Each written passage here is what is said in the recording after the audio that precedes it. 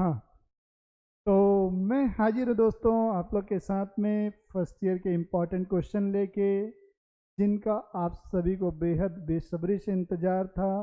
तो इंतज़ार की घड़ियाँ ख़त्म होती हैं और मैं आपके साथ शेयर करने वाला हूँ बीकॉम फर्स्ट ईयर के इम्पोर्टेंट क्वेश्चन।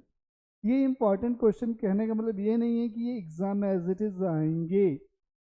ये वो क्वेश्चन है जो मुझे लगता है कि इन्हें प्रायोरिटी बेसिस पे इन्हें आपको फोकस रखना चाहिए।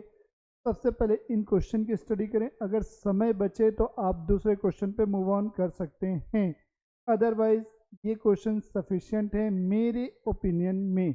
और चूंकि इस बार सिलेबस चेंज हुआ है तो थोड़ा सा क्वेश्चंस में बदलाव भी हुए हैं। मैंने कोशिश की है कि मैं उन बदले हुए पैटर्न के अकॉर्डिंग, खैर पैटर्न तो आपका पुराना पैटर्न ही फॉलो किया गया है, बट जो यूनिट्स थी, जो पहले कुछ चैप्टर्स पुरानी यूनिट्स में थे उन्हें दूसरी यूनिट्स में शिफ्ट किया गया। इन वजहों से थोड़ा सा क्वेश्चन की सीक्वेंसिंग अलग हो सकती है, तो हमें फोकस करना है दिए हुए क्वेश्चंस पे। तो आइए नोट डाउन करते हैं हम क्वेश्चंस को। हाँ, तो मैंने जितने भी क्वेश्चन सेलेक्ट किए हुए हैं वो करंट ईयर की निकिता सॉल्व पेपर से किए हुए हैं, और आप लोग जो भी क्वेश्चंस हैं आप वहाँ से चूज़ करके आप चाहें तो निकिता सॉल्व पेपर से भी पढ़ सकते हैं, और अगर आपकी इच्छा हो तो आप अलग से नोट्स भी बना लें। पर मुझे नहीं लगता कि अभी नोट्स बनाने के लिए टाइम होगा, तो निकिता सॉल्व परचेज कर लें जिनको कम समय है, और वहीं से पढ़ना चालू करें। तो आइए पढ़ते हैं क्वेश्चंस कौन कौन से हमें पढ़ने हैं। तो नोट डाउन कीजिएगा। सबसे पहले बिजनेस कम्युनिकेशन में,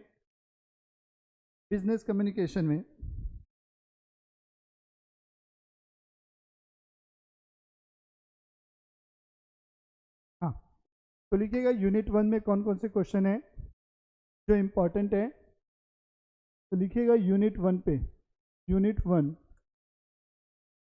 1 ये है कम्युनिकेशन का पेपर बेटा, कम्युनिकेशन। यूनिट 1 से मैंने 2 क्वेश्चन सेलेक्ट किए हैं। Define the term communication, define the term पहला क्वेश्चन है। Define the term communication, term communication, communication and stress its objective, and its objective plus objective, plus इसके objective आपको पढ़ने हैं। और जो दूसरा क्वेश्चन है आपके, जो एक प्रभावी संप्रेषण होता है, यानी कि essential element of good communication, essential element, essential element, element of, essential element of good communication, good communication. ये यूनिट 1 से आपको 2 क्वेश्चन स्टडी करना है। आते हैं यूनिट 2 से, यूनिट 2 से। तो यूनिट 2 में दिया हुआ है, पहला क्वेश्चन आएगा फॉर्मल एंड इनफॉर्मल कम्युनिकेशन के बीच में डिफरेंस क्या है, या दोनों को ही अलग अलग पूछ सकता है कि फॉर्मल कम्युनिकेशन को समझाइए, ये इनफॉर्मल कम्युनिकेशन से कैसे डिफरेंट है सॉरी, ये पूछ सकता है। तो फॉर्मल वर्सेस इनफॉर्मल कम्युनिकेशन आप पढ़ लेंगे, फॉर्मल वर्सेस इनफॉर्मल कम्युनिकेशन। और ये पहला क्वेश्चन हो गया। दूसरा क्वेश्चन आपको है ग्रुप डिस्कशन। ग्रुप डिस्कशन के ऊपर आपको डिस्क्रिप्शन देना है। ग्रुप डिस्कशन क्या है, ग्रुप डिस्कशन, ग्रुप डिस्कशन, ये चीज़ें आपको पता होनी चाहिए। ये 2 यूनिट हो गई। यूनिट 3, यूनिट 3 में आपको पढ़ना है what do you mean by business letter. इसमें पहला क्वेश्चन है बिजनेस लेटर क्या है, बिजनेस लेटर से आप क्या समझते हो, बिजनेस लेटर। और दूसरी चीज़ है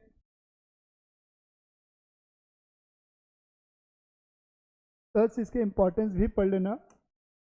एक चीज़ तो कभी सिंगल पूछेगा नहीं, दोनों चीज़ें पूछेगा आपसे, तो साथ में इसके इम्पोर्टेंस आप जरूर से पढ़ेंगे। बिजनेस लेटर क्या है, इसका इम्पोर्टेंस क्या है। फिर एक किसी में डनिंग लेटर, और दूसरा क्वेश्चन है इसमें डनिंग लेटर, तगादे का पत्र बोलते हैं हिंदी में, डनिंग लेटर। तो ये इस यूनिट से दो क्वेश्चन हो गए। यूनिट 4 है, यूनिट 4 से हमको पढ़ना है रिपोर्ट राइटिंग। रिपोर्ट राइटिंग क्या है प्लस इसके टाइप। रिपोर्ट राइटिंग क्या है, क्या है प्लस इसके टाइप्स पढ़ना है अपन को। इसके टाइप्स कौन कौन से हैं प्लस इसके टाइप्स। और यूनिट 5 में आपको पढ़ना है, चलो इसमें एक और क्वेश्चन कर लेते हैं अपन। सेल्स प्रेजेंटेशन प्लस इसके types. Sales presentation, sales presentation plus types, plus इसके टाइप्स क्या क्या हैं, इतनी चीज़ें आपको पढ़नी है यूनिट 4 से। यूनिट 5 से आइएगा, बॉडी लैंग्वेज। बॉडी लैंग्वेज पढ़ेंगे। इसमें पहला क्वेश्चन, आप बॉडी लैंग्वेज क्या है, बॉडी लैंग्वेज के बारे में आप डिटेल से पढ़ेंगे। बॉडी लैंग्वेज और नॉन वर्बल कम्युनिकेशन, और दूसरा आप पढ़ लेंगे नॉन वर्बल कम्युनिकेशन क्या है। नॉन वर्बल कम्युनिकेशन, ये इतनी चीज़ें आपको कम्युनिकेशन में पढ़नी हैं। मुझे लग रहा है कि इसी में क्वेश्चन पेपर आना चाहिए, बाकी आपकी किस्मत। आइएगा हिंदी पे, हिंदी में क्या क्या पढ़ना है प्लीज़ नोट कीजिएगा। हिंदी तो ये जो है आपका सबसे टफ पेपर हो जाता है, बिकॉज आप 12th के बाद आते हैं। इंग्लिश मीडियम वालों को हिंदी लिखनी उतनी अच्छे से आती नहीं है, तो काफ़ी लोग इसमें फेल भी हो जाते हैं। तो आइएगा हिंदी मीडियम वाले लोग विशेषतर फोकस्ड रहेंगे हिंदी मीडियम। आइएगा हिंदी सब्जेक्ट, हिंदी। तो यूनिट 1, यूनिट 1 से अ ब करके आएगा, ठीक है। इसमें से जो जो मैंने छाटा हुआ है, कौन कौन से क्वेश्चन पढ़ने हैं आपको। देवनागरी लिपि क्या है, देवनागरी लिपि, देवनागरी लिपि क्या है, क्या है प्लस इसकी विशेषताएं एवं इसकी विशेषताएं, एवं इसकी विशेषताएं, इसकी विशेषताएं।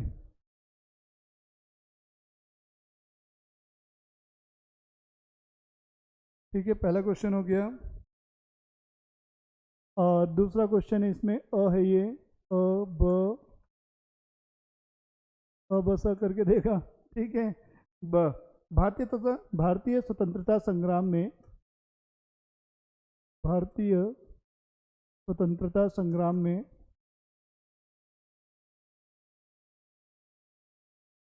भारतीय स्वतंत्रता संग्राम में,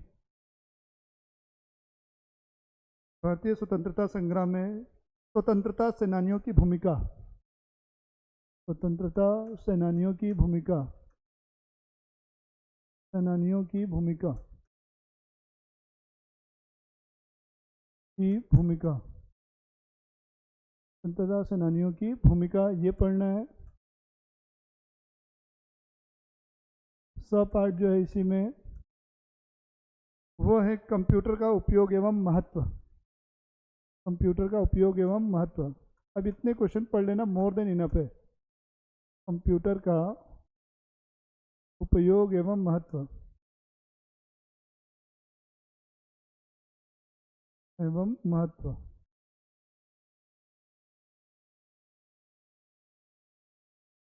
ये यूनिट 1 हो गई। यूनिट 2 पे आइएगा, इसी में यूनिट 2, यूनिट 2 पे। तो यूनिट 2 पे आपका है मानक, उपमानक एवं अमानक भाषा में अंतर। मानक, उपमानक, उपमानक एवं अमानक भाषा में अंतर।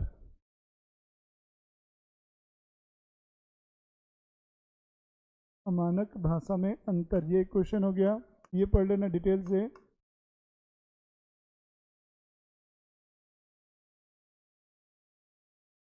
ब दूसरा पार्ट जो है इसमें पढ़ना है, शिकागो से स्वामी विवेकानंद का पत्र का सारांश। शिकागो से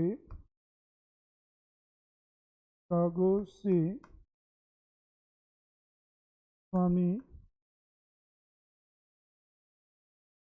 विवेकानंद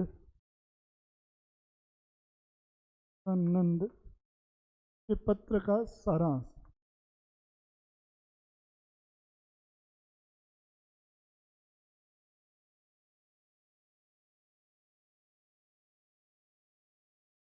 ठीक, ये दो क्वेश्चन पढ़ लेंगे। फिर आपको पढ़ना है नेक्स्ट यूनिट से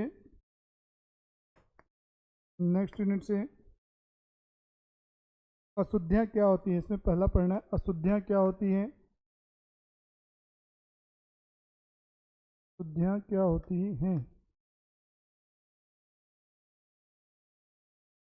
क्या होती हैं एवं अशुद्धियों का प्रकार एवं इसके प्रकार एवं प्रकार। अब इसी में ब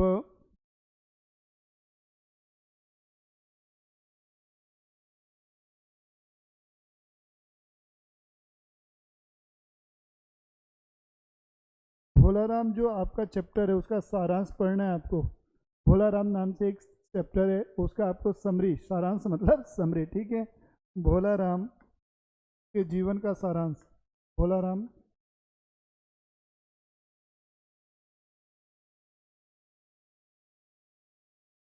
भोलाराम जी निबंध का सारांश। भोलाराम जी निबंध का सारांश।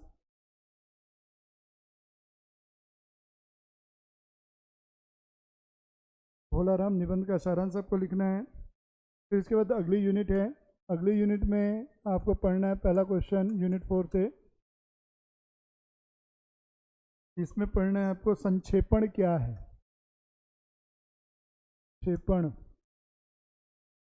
संक्षेपण क्या है,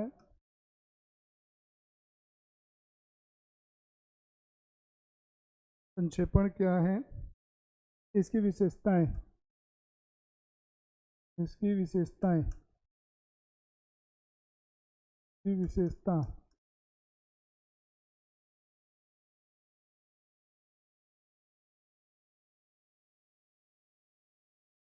दूसरा है पारिभाषिक शब्द को सौदाहरण समझाएं। इसमें एक और क्वेश्चन है पारिभाषिक शब्द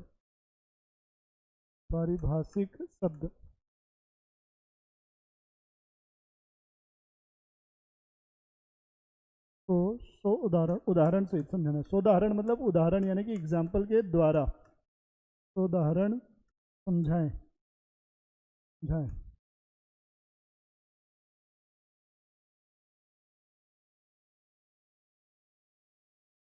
लास्ट यूनिट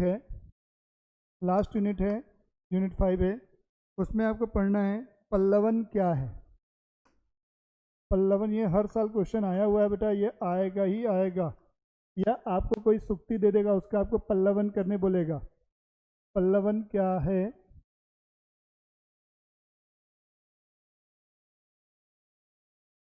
एवं इसकी विशेषताएं,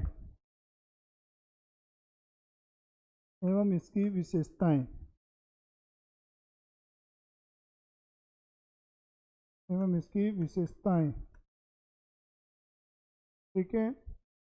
अनुवाद एवं उसके प्रकार, अनुवाद एवं उसके प्रकार,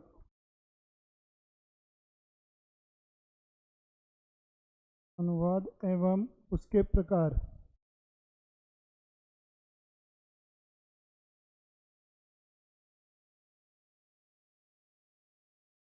ठीक है। और एक चैप्टर है आपका बड़े भाई साहब। बड़े भाई साहब के नाम से एक आपका एक चैप्टर है, पूरा एक पार्ट दिया हुआ है।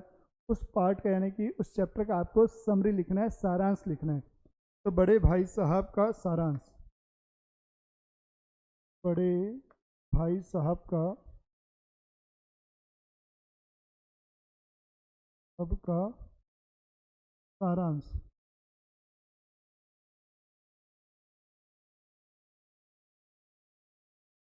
इतनी चीज़ें आपको हिंदी के पेपर के लिए पढ़ना है। आइएगा नेक्स्ट बीआरएफ पे।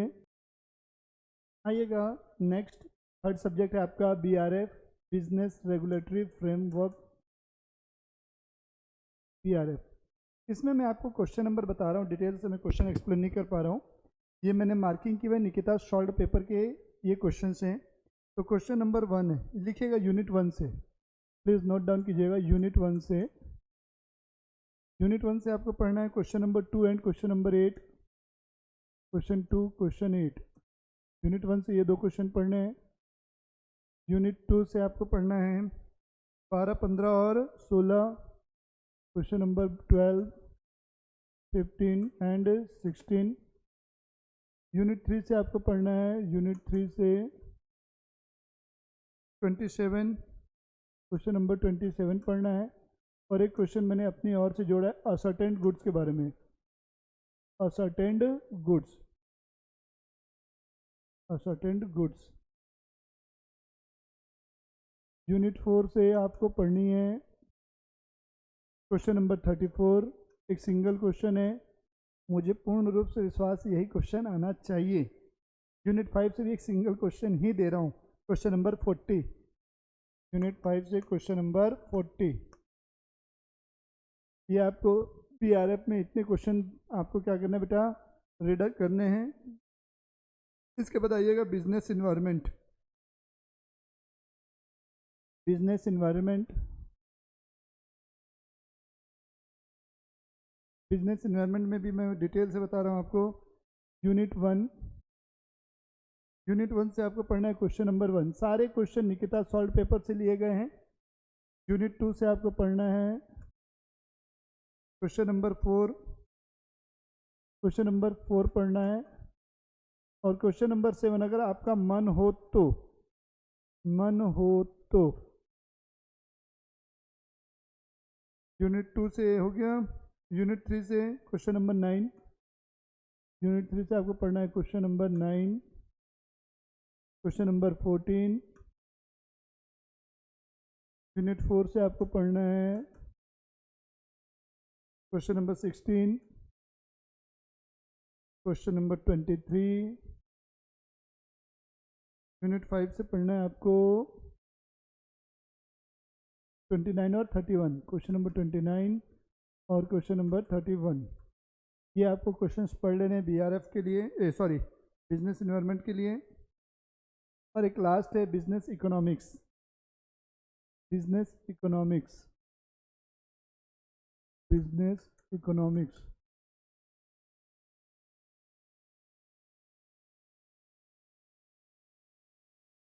ठीक है, बिजनेस इकोनॉमिक्स में आप देखिएगा यूनिट 1 से पढ़ना है आपको क्वेश्चन नंबर 5,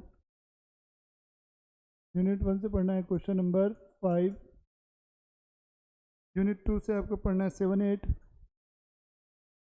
यूनिट 2 से पढ़ना है क्वेश्चन नंबर 7 एंड 8। यूनिट 3 से 10, 13। यूनिट 3 से question number 10, question number 13।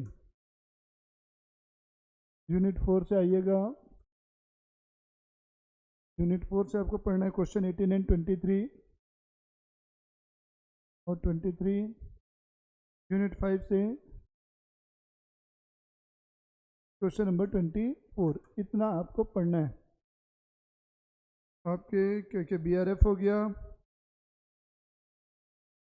Environment हो गया, इकोनॉमिक्स हो गया, इकोनॉमिक्स हो गया, इन्वायरमेंट हो गया, बीआरएफ हो गया 3, हिंदी हो गया 4 और बिजनेस ये कौन सा हो गया, कम्युनिकेशन हो गया आपका 5। ये 5 सब्जेक्ट हो गए। इंग्लिश, इंग्लिश के इंपॉर्टेंट क्वेश्चन में देने लायक वैसा कुछ होता नहीं है बच्चे। अकाउंट और मैथ्स, इसके बहुत जल्द मैं आपको इंपॉर्टेंट क्वेश्चन प्रोवाइड कर दूंगा।